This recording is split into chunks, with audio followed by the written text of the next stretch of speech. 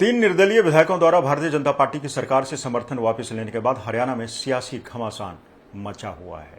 इन तीन निर्दलीय विधायकों ने अचानक पाला बदलते हुए कांग्रेस को अपना समर्थन दे दिया और कहा कि वो सरकार के साथ खुश नहीं थे, क्योंकि एक तो उनके साथ वायदे कुछ किए गए थे और एक भी वायदा पूरा नहीं हुआ।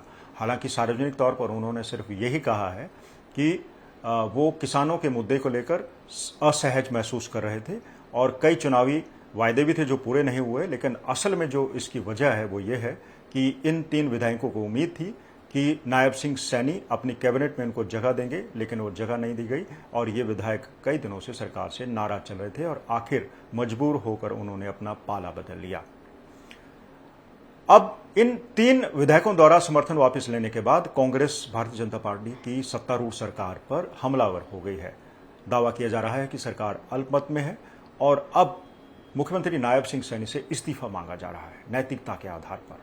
चाहे भूपिंदर सिंह हुड्डा हो या फिर जननायक जनता पार्टी के दुष्यंत चौटाला, उन्होंने कहा है कि सरकार अल्पमत में आ गई और अब नायब सिंह सैनी को कुर्सी छोड़ देनी चाहिए। वहीं भारतीय जनता पार्टी ने कहा है कि कांग्रेस जल्दबाजी कर रही है, बॉल अब जनता के कोर्ट में है और उनको थोड़ा सा इंतजार कर लेना चाहिए था, क्योंकि चुनावों के लिए सिर्फ कुछ ही महीने बाकी हैं। भारतीय जनता पार्टी की तरफ से कहा गया है कि पार्टी के पास 40 विधायक पहले से हैं, 4 जननायक जनता पार्टी के विधायक, 2 निर्दलीय विधायक और 1 हरियाणा लोकहित पार्टी के विधायक समेत कुल 47 मत उनके पास है। जादुई आंकड़ा 45 का है, तो सरकार गिरने का सवाल ही नहीं। लेकिन अब जननायक जनता पार्टी और कांग्रेस की तरफ से लगातार परस्पर दावे किए जा रहे हैं कि सरकार अल्पमत में है। अब एक और नई डेवलपमेंट हो गई है। कांग्रेस ने हरियाणा के राज्यपाल बंडारू दत्तात्रेय से मुलाकात का समय मांगा है और कहा है कि अगर वो उनको मुलाकात का समय देते हैं तो उनसे राज्य में राष्ट्रपति शासन लगाने की मांग करेंगे।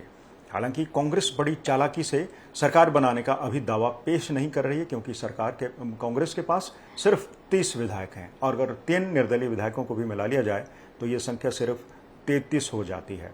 वहीं अब कांग्रेस के कुछ नेता कैमरे पर सामने आने की शर्त लगाकर, यानी पीछे से दावा कर रहे हैं कि कई जननायक जनता पार्टी के विधायक उनके साथ हैं और वक्त पड़ने पर सरकार बनाने का दावा भी पेश किया जा सकता है। अब स्वयं जननायक जनता पार्टी के दुष्यंत चौटाला ने भी ऐलान कर दिया है कि अगर कांग्रेस भारतीय जनता पार्टी की सरकार गिराना चाहती है तो वह बाहर से उनको समर्थन देगी।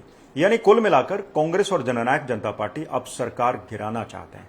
सवाल यह है कि अगर सरकार गिराना चाहते हैं तो सरकार किसकी बनेगी? अगर जननायक जनता पार्टी कांग्रेस को समर्थन देती है तो सरकार बन सकती है, क्योंकि कांग्रेस के पास उतने नंबर नहीं है, मैजिक नंबर उनके पास नहीं है, जादुई आंकड़ा उनके पास नहीं है। और अगर राज्य में कानून की बात कर ली जाए तो नियमानुसार 12 मार्च के दिन ही फ्लोर टेस्ट हुआ था। नायब सिंह सैनी की सरकार ने फ्लोर टेस्ट पास किया था, उनके पास बहुमत था। नियमानुसार यानी टेक्निकली 6 महीने के भीतर फ्लोर टेस्ट नहीं हो सकता। हालांकि राज्यपाल के पास एक विशेषाधिकार है कि जब कोई भी बड़ी पार्टी सरकार बनाने का दावा करे तो उसको स्वीकार करते हुए उनको बहुमत साबित करने की वो कह सकते हैं। सबसे बड़ी पार्टी इस वक्त हरियाणा में भारतीय जनता पार्टी ही है। अगर भारतीय जनता पार्टी को राज्यपाल अल्पमत के बावजूद बुलाते हैं कि आप दावा अपना सिद्ध कीजिए कि आपके पास बहुमत है, 10 दिन का समय होगा, और अगर भारतीय जनता पार्टी अपना बहुमत साबित नहीं कर पाई तो सरकार को डिसॉल्व भी किया जा सकता है। और भारतीय जनता पार्टी के अलावा अगर कांग्रेस ये दावा पेश करती है कि उसके पास जो मैजिक आंकड़ा है, बहुमत है, वो है, तो राज्यपाल उनको भी सरकार बनाने का न्योता दे सकते हैं।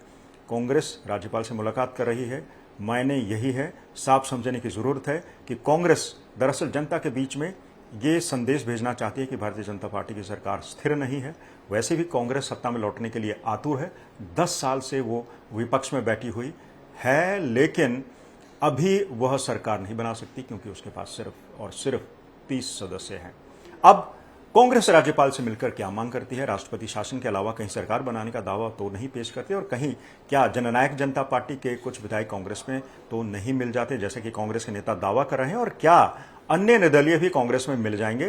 तो क्या कांग्रेस सरकार दावा बनाने का दावा पेश करेगी, या फिर जननायक जनता पार्टी से नाता तोड़ने के बाद भारतीय जनता पार्टी निर्दलीय विधायकों और जननायक जनता पार्टी के विधायकों के समर्थन के साथ ही अपना किला बचाने में कामयाब होते हैं?